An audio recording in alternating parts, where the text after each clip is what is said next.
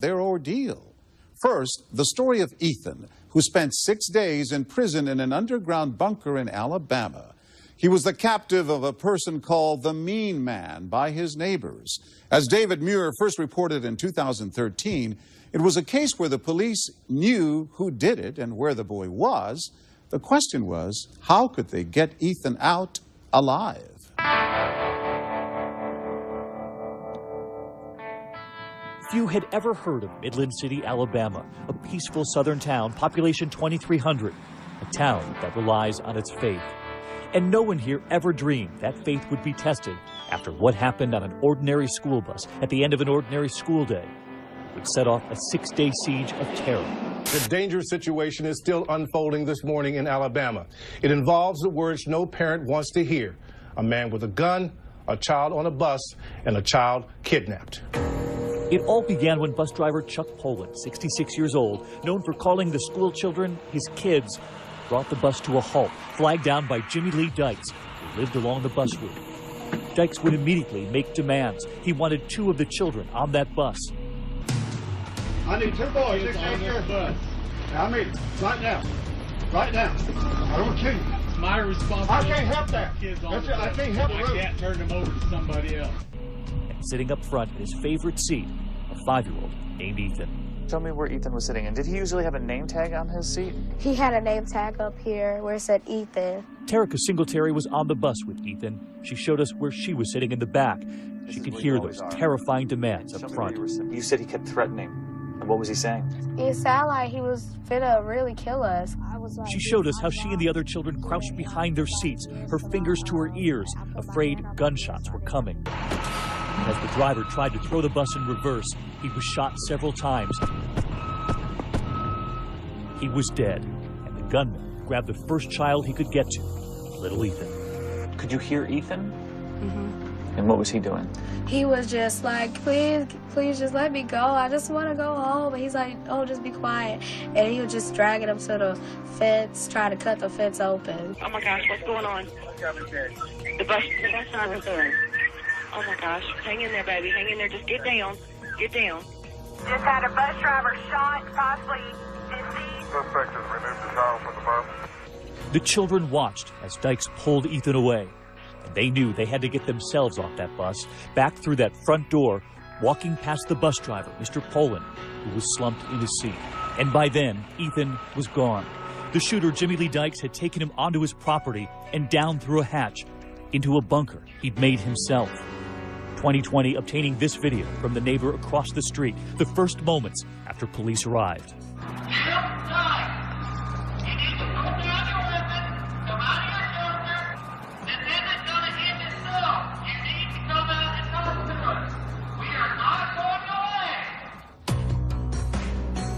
The entire neighborhood under lockdown, and Rhonda Wilbur, who lives across from Dykes, got a frantic text from her husband and son, who were still at home. The text said, "Mean Man finally did it. He shot the bus driver." So people who lived all around here call him Mean Man? Yes. We're hearing bus driver dead, 1 kid hostage. Right. And by then, Ethan was down in the bunker. The Mean Man, as they all called him, Jimmy Lee Dykes, was a man neighbors had grown to fear. A decorated Navy veteran, he'd grown suspicious of the government. He was known for his rants, and he was always carrying a gun. He usually had by him at least a rifle and a shovel. You thought for years he was a ticking time bomb. Yes. I don't think that there's a single person on the road that he didn't threaten to kill at one point or another. He threatened to kill you? Yes. He threatened to kill us all, yes. Now he was underground in that primitive bunker, just 6 by 8 feet, with Ethan, who we would all soon learn is autistic. Not only was his mother terrified for his safety, she was terrified how he might react, held underground by a stranger. You believe he had planned to take a child into that bunker? Yes, 100%. He had a very specific plan. He was very methodical, very detailed, and through our communications with the negotiators, he was very proud of his plan. That plan was just now playing out. The only way into that bunker, a trap door at the top.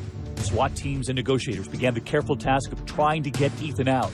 The only way to communicate at first, through a ventilation pipe into the bunker. It was encouraging that the dialogue remained open. We were allowing him to vent towards us instead of towards Ethan. And perhaps most importantly in this situation, we were able to gather valuable tactical intelligence. At this time, we have no reason to believe that the child has been harmed. Pray. Pray. They could hear Dykes. They could hear Ethan, too. His crying. Could you hear Ethan upset? You could hear him upset. And for Ethan's mother, anguish. She could not hold her Ethan, the boy who loved to be hugged. How do you tell a mother that it's going to be okay when her boy is in that bunker? Put my arm around her and just sat there with her. And I probably didn't say 10 words for a long time. And then as we began to talk and to share, she asked me this question. She said, "Pastor, what have I done wrong?" Ethan's older brother Cameron never leaving their mother's side. One of the hardest things for your family was not being able to hug him, because Ethan loves to be hugged, right? That's correct. And it was very hard not to be able to physically touch him and hug him and, you know, really be there for him. The shooter. Negotiators could also hear something else, a TV on in the bunker. They knew there was another way to reach Dykes. Part of our strategy from a negotiation standpoint was really try to reinforce that point with Mr. Dykes, that he was responsible for Ethan's safety, and going as far working to craft a media message thanking him. The country was watching when you came out and you said, "Thank you for taking care of our child." I want to thank him for taking care of our child. You were talking to him? Yes. I was talking directly to him.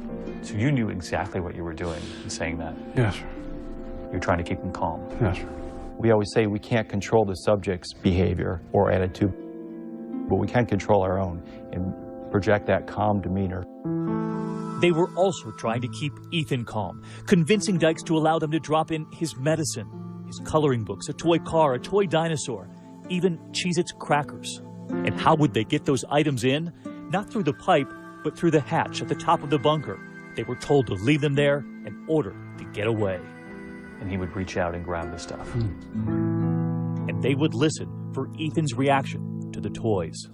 Those were the only moments of joy. Yeah. But the clock was running, and the hours had turned into days.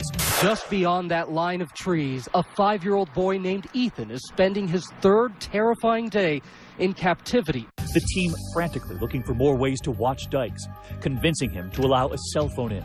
There was overhead surveillance, and somehow they had sneaked a camera into the bunker too. The FBI won't say how they got it in or how much they could actually see. You could hear what was going on in the bunker.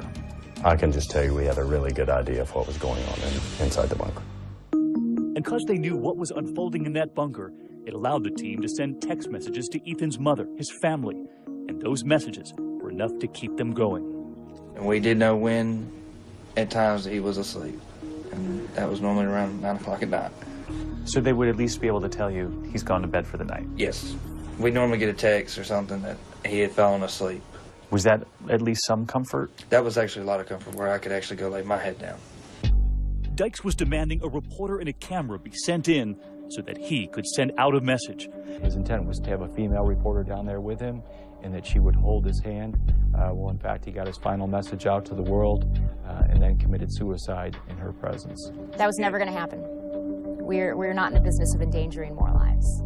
They were at work at a makeshift bunker, practicing not far from the real bunker where Ethan was being held. You know that if you rush anything, you do anything the wrong way, his life is in danger. As the days wore on, nearly a week now in that bunker, Dykes was deteriorating, suddenly so fast they feared he would spiral out of control. You're scared. You know damn well I'm smarter than most of you people. You know damn well I have the knowledge, I have the experience, I have the ability, and I have the balls to show just how corrupt this damn system is. How close do you think his mother was to losing Ethan? I thought he was going to die. We all thought he was going to die. He made it clear he was going to harm Ethan? He made it very clear that he was going to execute his plan, and that was the day. When we come back, what suddenly frightened those agents enough to act? By the end of this day, there's going to be a determination as to just exactly what the hell is going to take place. I thought the child was in imminent danger. And what did they do to trick the gunman? Stay with us.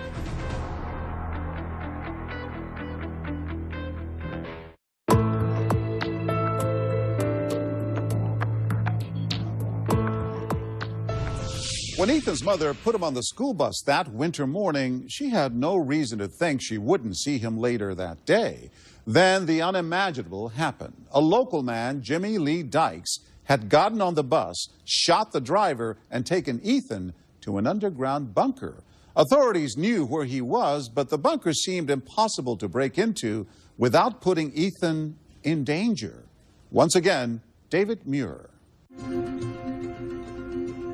On the 6th day of the standoff, Ethan, just 2 days from his 6th birthday, and his mother, his family, an entire town, unsure if they'd ever be able to throw Ethan that birthday party he'd so hoped for. It's an innocent kid. Let him go back to his parents. He's crying for his parents and his grandparents, and he does not know what's going on. Behind the scenes, FBI agent Steve Richardson was growing increasingly worried too. As he monitored that bunker, he could see, he could hear Jimmy Lee Dykes growing increasingly agitated. He was holding a gun, and he was bragging about his unfolding plan. At the end of this day, there's going to be a determination as to just exactly what the hell is going to take place. You just go ahead and send some mother down that funnel up there to their death. The time for negotiating was suddenly over. What did you hear that told you had to get the boy out? Our negotiators, our behavioral analysis personnel were all telling me the subject's not going to come out. It's not going to get any better. It's getting worse. He made it clear he was going to harm Ethan? He made it very clear that he was going to execute his plan, and that was the day. I thought the child was in imminent danger. It was his call to make, and at 3:12 in the afternoon, nearly 6 days to the hour, Ethan was dragged off that bus, and a small elite team that had been practicing in that makeshift bunker was moving in. They told Dykes what they had told him before, that they were there to drop off more of Ethan's medicine, but they were waiting at that small hatch. When Dykes approached it, they set off 2 flash grenades to distract him, to blow the hatch open. A gunfight ensued, Dykes firing at the team. They fired back, and then silence. For everyone listening at the command center, their most worrisome moment. I cannot tell you how long it seemed from the time of the breach till the entry. Then one of the agents radioed in. The best words I've heard were, "The child's crying. The child is crying." You knew he was okay? He was crying, he was breathing. I knew that was good news. And for Ethan's mother, who'd been relying on every text message sent from that team, this time she would get a phone call, and Ethan's older brother Cameron was right there. You were there when she got the call? We were all there when they told us. What did they say? They said, "We have Ethan." And down below, an alarming find. 2 bombs authorities believe were part of the plan, one in the bunker, the other in that ventilation pipe. And they've discovered writings left behind by Dykes that the FBI told us might one day shed light on his motive. Meantime, the town, Ethan's family, moving forward with plans for that 6th birthday party. Ethan is playing again, the family telling us he hasn't spoken of the bunker or of that man. Instead, focusing on his new toy cars and finally celebrating that birthday at the town church. His only other trip, they tell us, to Toys R Us. And from his family, a message for the team that saved their little boy. Thank you for bringing the boy back. I mean, my brother, he's something else. He's a bundle of joy. And I would tell him thank you every day I could, because they gave us him back. And there is someone else Ethan's family would like to thank, the bus driver, Chuck Poland, who gave his own life to protect the other children on that bus. The town pastor and his wife, their own grandchildren on the bus. The kids on that school bus, they loved their bus driver. I loved him and I didn't even know him. And it turns out that that bus driver was not only kind to the school children, he'd been kind even to Jimmy Lee Dykes. The FBI telling us tonight that the bus driver and his wife in recent months had befriended the loner, known to everyone else in the town as Mean Man. They were worried that he was alone. As a matter of fact, the bus driver may have been one of the only friends that the subject had. And he entered the bus, demanded children, and shot his friend to death. A town remembering Mr. Poland, and a town still praying for little Ethan, praying that those smiles have returned for good. His mother saying she can't describe how incredible it is to hold him again, her sweet boy. Finally, a family able to hug the boy who loves to be tucked in at night. How many times have you hugged him? I've lost count. What would you like to say to the town? Thank you. Thank you all. A simple thank you, now that Ethan is home. When we come back, how does a child recover from an abduction? 20 years ago, she was snatched off the street. It turns out to be Katie. Click. That's all we had. She was held captive in a dungeon that police could not find. I would scream on the top of my lungs, "Help me, I'm down here." The incredible story of Katie Beers. And later, the sister who witnessed the kidnapping of Elizabeth Smart. Dad, Elizabeth's gone. How did she help catch a madman?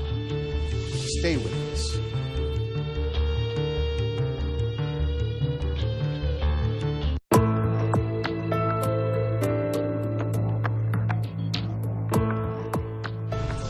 How does a child survive the ordeal of kidnapping and assault? How can a child get through it psychologically? And what happens when she grows up? As Paula Ferris first reported in 2013, Katie Beers has some of those answers. Not only did she survive, she managed to manipulate her captor and win her freedom. Before there was Ethan, there was Katie Beers, a poster child synonymous with kidnapping and captivity. 20 years ago, she was saved, and now telling her story.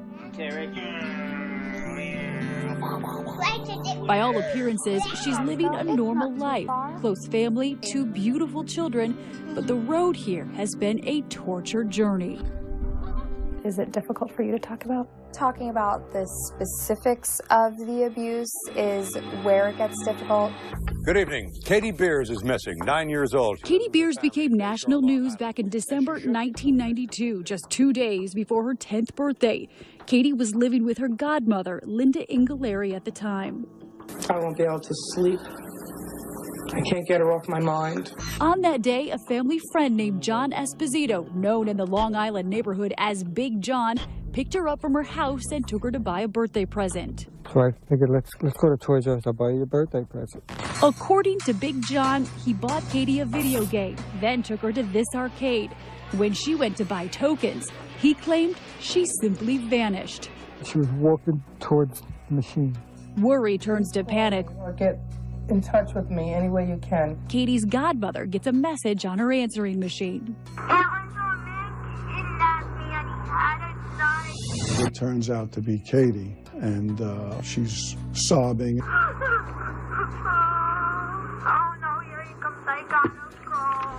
Click.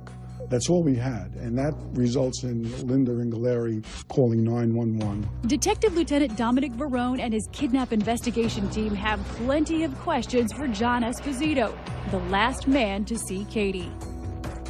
He said something dirty happened to her.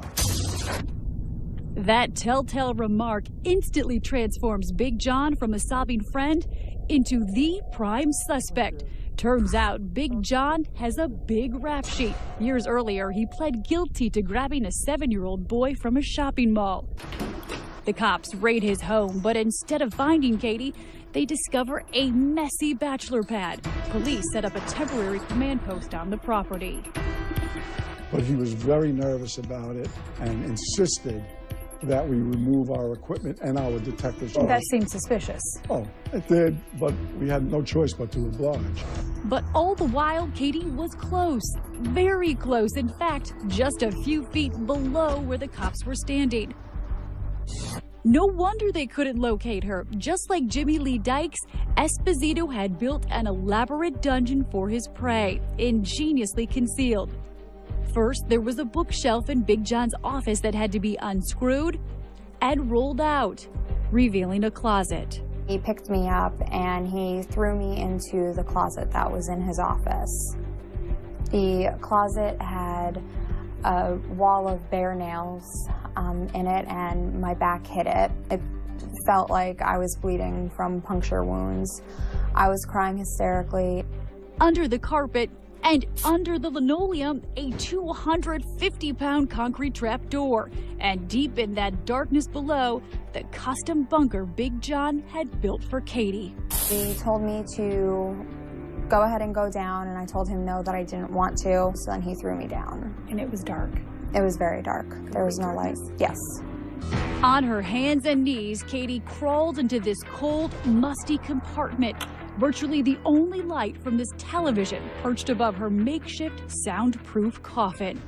There were times that I thought that I could hear people upstairs. I would scream on the top of my lungs, "Help me, I'm down here." And nobody heard. No. I'm not gonna hurt you, Susie. It's a scene right out of the movie Lovely Bones. A child is snapped by a neighbor hidden in an underground dungeon just like Katie. But Katie says she was uniquely prepared for this ordeal. Why? Because unbeknownst to the police and social services, Katie had already been living a hellish life of abuse at the hands of her godmother's husband, Sal. I was sexually abused, physically abused, emotionally abused, verbally abused. How were you able to fall through the cracks? A lot of people kept to themselves. They really didn't report abuse. What about your teachers? Did your teachers ever notice that things were not right at home? They should have noticed something, because I was only in school maybe 1 or 2 days a week, if that often.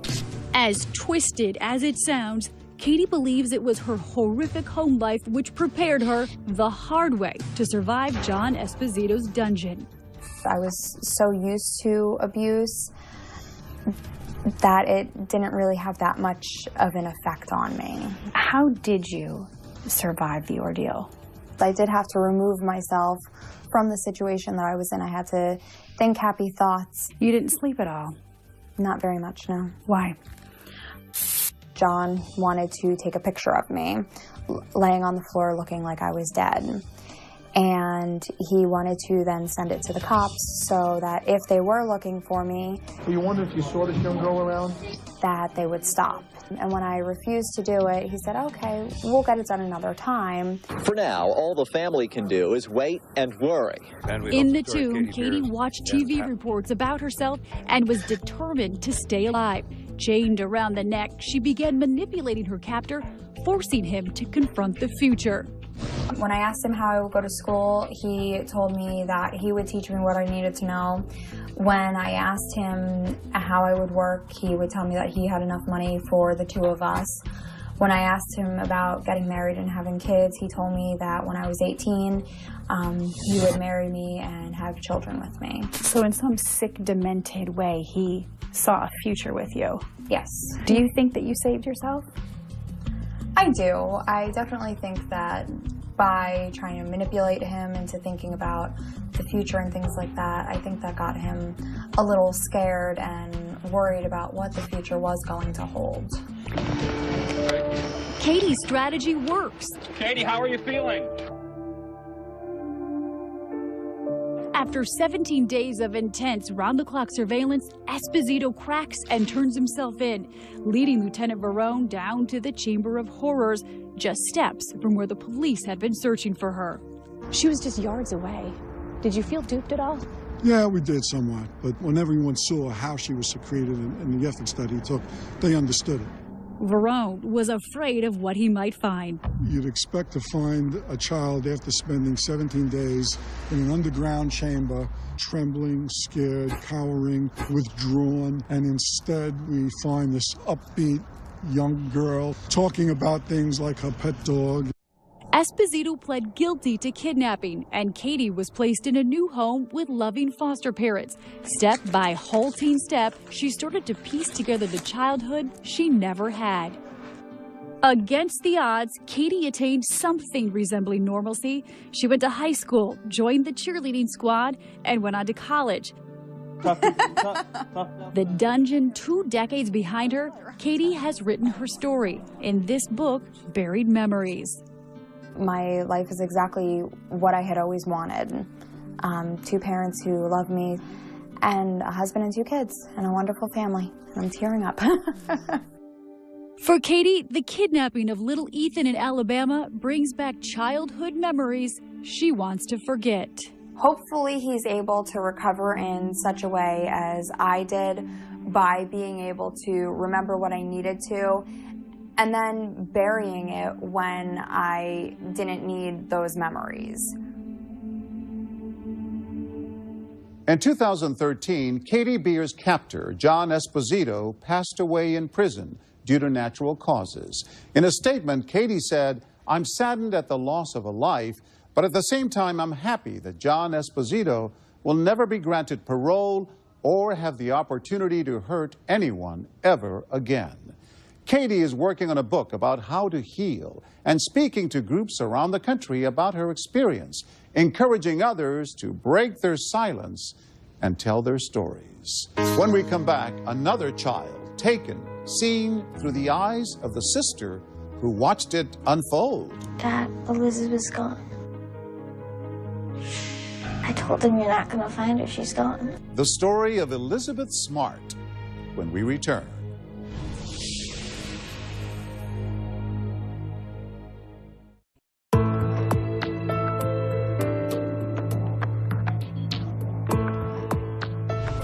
Elizabeth Smart. You probably remember how the nation stopped and watched when the beautiful 14-year-old Utah girl vanished and then miraculously was found. But what you might not have heard is the story of someone else at the heart of that terror, her little sister, Mary Catherine, then 9 years old. She was the only person who saw what happened, and as Diane Sawyer first reported in 2005, it would be her awakened memory that helped break open the case and bring home the sister she loved. Elizabeth Smart, now age 17, an ordinary high school senior who talks about school and shopping and meets you with a slow, sweet smile. Nearby, her now 13-year-old sister, Mary Catherine, who shares something shy and sweetly old-fashioned. Her favorite movie star? I like Doris Day. You like Doris Day? Yeah. How do you know Doris Day? My mom. Mary Catherine is the baby girl in the family, mimicking the rowdy older brother who loves to tease her. He's always like, "Hello, little sister." 2 sisters with a secret buried inside them, a memory of that terrifying night that shattered their sheltered world. And underneath her smile, the little girl recoils from the people with all that prurient fascination about her pain, even her teachers. They asked me, like, "Were you scared that night? Do you have any more sisters?" Why does that hurt so much? I think it's just worthless for them to come up and ask me because, you know, they know what it's like. They know it was scary. Even if they haven't had it happen to them, they know it'd be scary.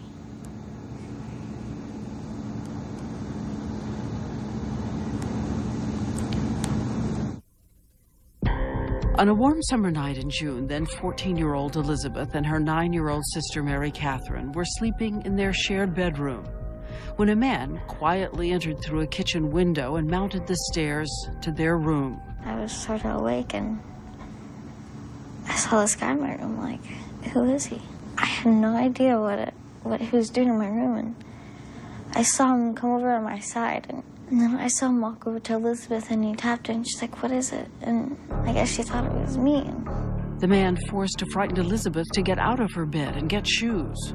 If I was her, I would have, like, screamed my head off. I don't know how she did it, but...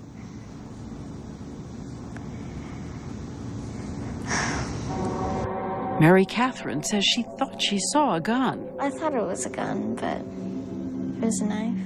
She also thought he was all in white. But He's wearing black, so whatever it is, I will probably never know. Sometimes we can't explain things, don't you think? Mm-hmm. She gets up to tell her parents, but when she reaches her bedroom door, stops in terror because she sees the kidnapper still forcing her sister down the hall. So she flees back to her bed.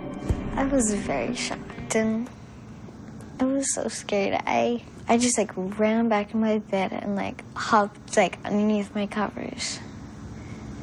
And I waited for a very long time. She didn't know that 2 hours would pass.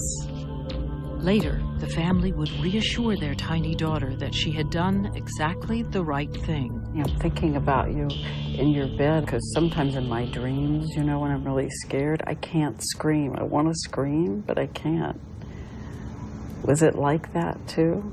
It was sorta. But, you know, I thought, you know, be quiet. Because if he hears you, he might take you too, and you're the only person who has seen this, and you have to tell them so they know. And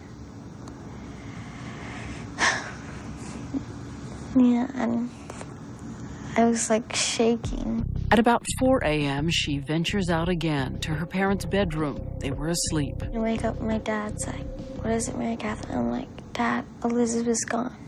And he gets up and he goes racing into our room, and I told him, "You're not going to find her. She's gone." Lois Smart, Mary Catherine's mother, tells how the family followed police instructions about a frightened little witness. They actually said, do not talk about it, because the more you talk about it, then she will glean information from, you know, those people around her discussing it, and then she will not be able to maybe remember what she actually did see or hear. She tells police the man she saw was about 30 to 40 years old. He is, in fact, 49. You know, we're talking a 9.5-year-old, dark, in a dark room, and so at this point we don't think that a sketch artist would be probably of that much value. But as we said, she got the clothes all wrong. She even thought he was wearing a kind of golf hat. He was not. But when police make an arrest, Mary Catherine insists correctly that they've got the wrong man. And so the weeks go by, and hope is receding. The community continues its frantic search, never guessing that Elizabeth is not only close, she could actually hear them calling her name. There are yellow ribbons, candlelight vigils, reward money offered for Elizabeth's safe return, $250,000 raised by the local community. While at home, a little sister lives in quiet agony. Do you sleep with the nightlight on now? No, I used to. Until my nightlight, it started to melt, and then I gave up on it. We bought a dog for her, a little tiny schnauzer that, you know, stayed in her room with her. And I think that was very helpful. And he was very protective of her and barked, and so it was a good thing. When would you get the saddest? Just when people would come up to me and just be like, "Elizabeth Smart's sister, huh?" I'm like, yeah, because they remind me of it. Or else when I'm alone, when she's gone. When we return, Mary Catherine suddenly remembers something important. The name Emmanuel came into my head. So when you first heard that she was saying this name, it was a shock. How could that be? Stay with us.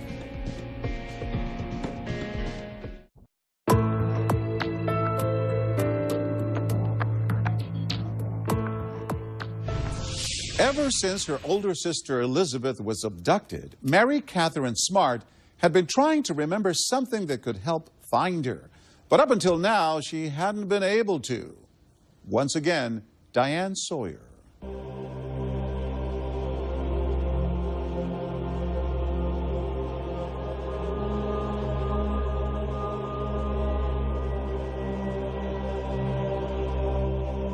As we return, it has been months since Elizabeth Smart was kidnapped, and many people fear she has died. No one more than the little sister who tried but couldn't get the description right.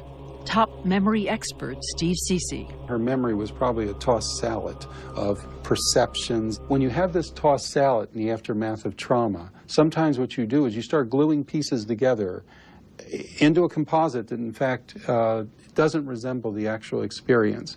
Later, when you feel more psychologically safe, you're capable then of seeing things and linking them that you couldn't in the hours after a traumatic event. One evening, Mary Catherine Smart is idly leafing through a book, waiting for her dad to tuck her in. And you pick up this book. Can you tell me what happened when you picked this book up? I was like cleaning my room that day, and I had found the Guinness World Record book in my room, and I just started to look through it. I was thinking of who might have taken Elizabeth. It was on a page with this really muscular lady and like a Harley Davidson person, and I was thinking who has been to the house and who was suspicious, or the name Emmanuel came into my head. And so when you first heard that she was saying this name, it was a shock. How could that be? He was a Bible-quoting drifter Lois Smart had tried to help with some work. Why do you think a picture of a muscular woman made you think Emmanuel? I don't know. The only thing that when we discussed this once, she said, well, I think I may have been looking at the book when he was working on the roof with Dad. It had been almost a year since he came to work on the Smarts' roof for only a few hours. I couldn't even remember him. I couldn't, when they asked me if I could help the sketch artist come up with a face, I could not do that. The Smarts rushed to the police with Mary Catherine's memory. The police agree to run a search on the name Emmanuel, but mistakenly spell the name with an I. And they miss a chance to identify the self-proclaimed prophet who called himself Emmanuel and was right there in their records, along with his real name, Brian David Mitchell. And though the police remained skeptical of Mary Catherine's memory, the Smarts had such faith in their little girl, they took the investigation into their own hands, hiring their own sketch artist. America's Most Wanted picked up the story. The Smarts were hoping someone would recognize this face. 3 weeks later, a woman spots a strange man with two veiled women in downtown Salt Lake City. 911. Yes, could you tell me, is this like how, if I think I see that Emmanuel they're looking for? And he's walking with two ladies. Okay, hold on a second. Does he have a robe on? He has quite a bit of something on. They're carrying sleeping bags, and he's got a big, bushy beard, a mustache. The police rush to the scene. They question a nervous teenager in sunglasses and a gray wig. At first, in fear, she denies she's Elizabeth Smart. The whole time we're talking to her, her heart was beating so hard you could see it through her chest. Finally, she burst into tears with a biblical answer, "Thou sayest." She had been found just 15 miles from home. Later, court records would show that Mitchell had imprisoned her at times in this underground hole covered with boards and dirt, and at other times chained her to a tree. He made her his plural wife, hammering her with scripture and fear. We're here to announce officially that we have found Elizabeth Smart. It's real. It's real.